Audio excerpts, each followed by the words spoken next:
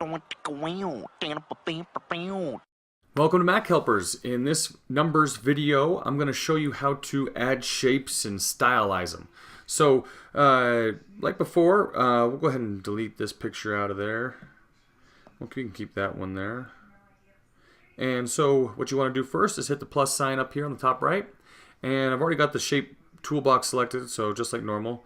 And you can go ahead and kind of pick which ones you want. But the cool thing is, no matter which one you pick, you can change it later, stylize it a little bit later. So let's go ahead and click this guy.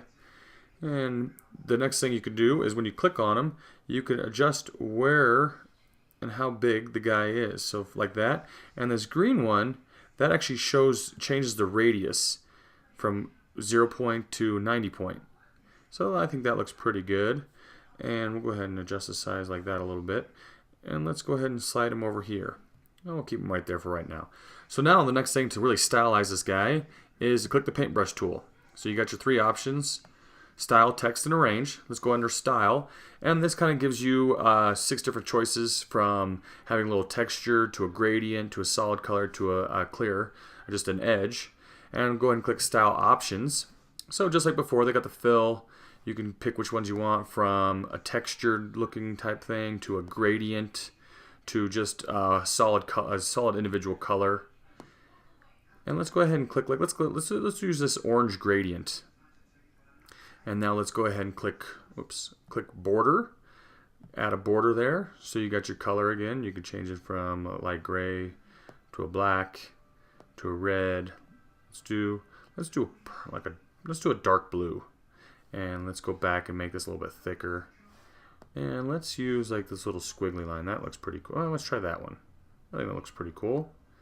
Then you can click on Effects, just like before on your pictures. You can add a shadow, and you can pick which shadow you kind of like. Let's use that one. That one looks pretty cool. And you can go ahead and add a reflection as well. Make it a little bit less intense of a reflection.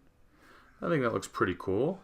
And text, if you actually had text in this box, you'd be able to do it that route. But that's where you can manipulate the text. And then the last one is your arrange. And so let's say we wanted this guy. Let's adjust him so he fits this whole chart behind it. But let's move it so that chart's in front of it. See, that looks pretty cool like that. And then click on it, you can just move it around. And so right there it says it's centered. You see how it had the yellow, not only the yellow from, whoops, I'm adjusting the size there, but see how it's got the perfect X, the crosshairs go through it like that? It means I'm perfectly lined up and perfectly centered between these two. And the last thing you could do is lock it. So now you see how it's got those little X marks right there? You can't adjust it, you can't move it around.